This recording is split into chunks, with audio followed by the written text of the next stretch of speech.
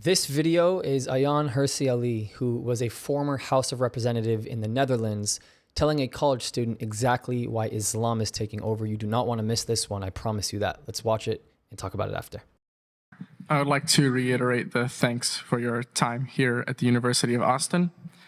What I wanted to ask you was, you speak of Islamophobia and classes like Black Studies as phony ideological things, but I was curious as to what makes them different. What makes white supremacy different, or like Islamophobia so different from anti-Semitism, as there, we did import many African slaves that died in the millions, and so did South American countries even more so. We did force Native Americans on forced marches and genocide. There are Muslims being massacred in China today. So what makes anti-Semitism so different? Two things. One is we have reckoned in America and in Western European countries, we've had a great reckoning with our past. We've addressed the fact that we engaged in slavery, we fought a war, we ended it. We had segregation, we had another major fight, we ended it. We had the civil rights movement. We brought women out of, and by the way, in fighting for all of those emancipations, the people who were heading these fights were constantly quoting from the Bible. They were believing Christians and they were inspired by their Christianity. So number one, we had that reckoning. Number two, anti-Semitism is the oldest hatred in humanity, and you find it, believe it or not, across the entire world. What made the West different after they nearly exterminated their Jews was to have that honest look in the mirror and reckon with what they did. And then those campaigns to end it. Islamophobia is a made-up word. It's made up by a political movement that wants to exploit and capitalize on white guilt to achieve its end goal, which is the revival of the caliphate. And the revival of the caliphate is to convert all of us into Islam, whether we like it or not. Those of us who refuse to do that, we will surely be beheaded. I'm sure I'm on top. And that is their end goal. And so they're exploiting these Western part of subversion. This is just a guest speech, but I wish that at some point, someone here could start a lecture series on subversion, on active measures, on asymmetric warfare. That would get you interested in what it is that the Islamists are doing and how they've become so successful against these great nations with this incredible military and economic structures, and yet the Islamists are winning. Islam is spreading. They're doing better today than they were doing in 2001 after they hit us and we invaded Afghanistan. They've got Afghanistan back. They have Iraq back. They have Syria. And these Muslim governments are they're shaking in their boots. They're worried about what could happen to them because of the Islamist movement, and that's why the Islamist movement came here.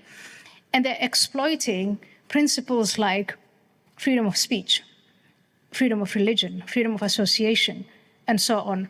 And of course, these progressive movements that we have here, we've got to understand that, and we've got to become really creative in finding a way of preserving our principles. I don't want to give up on the freedom of speech, but on the other hand, on beating the Islamists at their game.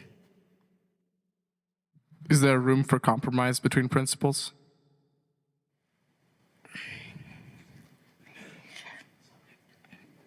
If I want to kill you and behead you, unless you convert to the religion I dictate, what would be the place of compromise? Well, I would not mind converting, as I myself am an agnostic, so have no faith, have no established faith. However, I understand that some people would not share that vision, so. Let's play with this thought for a while. There's a time and a place for everything. And for some of the people, say in places like Africa, we don't talk about this, but Islamists are active in Africa and violently so. If you're a Christian in Egypt or a Hindu in parts of Pakistan, and you have someone looking at you and saying, you'll either lose your head or you convert to Islam, it makes sense to consider converting to Islam. But here today, for us to have the attitude of, well, we'll see what happens. And if we get to that point, I'll just convert. I will say, are you sure? Maybe you want to get educated on what would happen once you convert. What would your life be like, and the life of your sisters and women? What would they do to the Jews? He has said, this man, I repeat it, he said they're bacteria and they're microbes. And in the video that I showed you, they made it very clear it has nothing to do with Palestine. It has everything to do with them being Jewish. So they are going to annihilate the Jews. Will you stand by and watch that? Maybe I should give Introduction to Islam and Islamism as a lecture series, and once you understand what it's all about, you might develop a backbone. I would look forward to that greatly. Thank you very much. Thank you. Okay, Theo already started my question, but my question is inspired by what Jesus says in the Sermon on the Mount about blessed are the peacemakers. So we see in human nature a desire to scapegoat, right? And you're arguing that the Jews are being, there's a movement, or there's something that is trying to present Jews as the scapegoat, right? You talk about two important forces, maybe the Islam nation state, which is like a political power, which is a threat, but then also this, like, you talk about this network, like mosques all over the place, and these, communities, and all, it's infiltrating America and the West. So if we don't want to fall into our natural tendency to scapegoat and just become, instead of moving from anti-Semitism to anti-Islamicism, and our goal is to be peacemakers, then how do we do that? But at the end of your last question, you framed it as a violent struggle, right? If it's a violent struggle, then who is our enemies, and what do we do? Right after 9/11, you were probably not born. How old were you on 9/11? I was born in 2004. 2004, so before you. So right after 9/11, 2001, when we were having these discussions about how to treat this enemy that wasn't a state, but that was determined to destroy us, some of the discussions were, but we can't do this because of the Constitution. We can't do that because of the Constitution. We can't do this because... And a very frustrated judge, or Justice Posner, said, the Constitution is not a suicide pact. So I don't think there is a lot of space between committing suicide and doing what the young man here said, is to let it just all happen. And I mean, when the time comes, I guess we will convert, or we'll deal with it, whatever. And really looking at and studying openly, which we haven't been able to do because we've been self-censoring. And I gave you that list of all the different ways in which we underestimated the Islamist movement. But if we were to estimate it the right way, I will say in our history in America, it's not the first time that we are fighting an ideology that wants to destroy us. Communism, just the other day, not so long ago, most of us lived through it. And you call it a Cold War here, but in Africa and in other parts of the world, it wasn't cold, it was hot. And we starved and all of it. So there were very good reasons for the United States and Western countries to fight the ideology of communism. And they developed a number of, I'd say, tools to recognize it when it's applying internal subversive methods and when it's coming from an external position. And we can reapply those, but we do have to identify Islamism and Islamists as the enemy that they are, and give them the full respect. You asked me to identify, and you asked me to define what is an enemy. It's a force that wants to destroy you. How do I know that? In this infrastructure of mosques and madrasas and Islamic centers, etc., they say it explicitly. So there is something about, don't listen to me, don't listen to the analysts with PhDs and the like. Listen to them and what they say, and take it at their word. So does this come down to a like propaganda war? Like we just inculcate our children before they do? Is that where the battle lies? I think because the war they wage is totalitarian and total. But ours, And where do we ours, meet them? well, we have to meet, ours has to be total too. It has to be where they fight us with ideas, we fight them with ideas. Where they fight us with subversive means, we recognize that and we dismantle this infrastructure and kick them out of the country. We have those tools, we have these possibilities. We can't just let them spread. And this, again, we did the same to communists. We watched as communists grew and as they were subverting our societies, and we took the appropriate measures against individuals, against groups, and so on, but always with due process and always within the limits of the Constitution. But we can't, again, I repeat, the Constitution is not a suicidal pact. One thing that I want to add here is that we have seen footage of several imams here. Well, I'm actually in Israel right now, so here because I just got back from the States, but in the States, preaching at mosques about how they are in the process of taking over, how they're in the process of trying to wipe out the Jewish and Christian communities remaining in these cities. I said this a few weeks ago, but I spoke at a church in New Jersey, 20 to 25 minutes away from Paterson, New Jersey. And in Paterson, New Jersey, they are working on trying to implement Sharia law. This is also a process that is going on right now in Dearborn, Michigan. And I'm just imagining to myself, you know, as somebody who grew up in the greater Boston area, what that city looks like in 5 years or 10 years.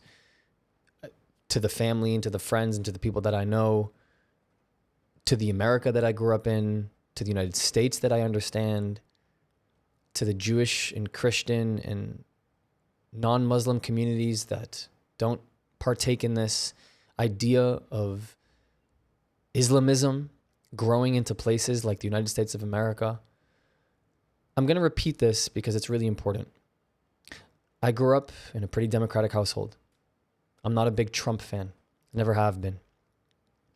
But when you step foot into the United States and you impose religious and political ideologies, extreme ones, and movements into the United States while advocating for the death of America, for the destruction of America, for the destruction of American institutions, for the destruction of American the whole thing.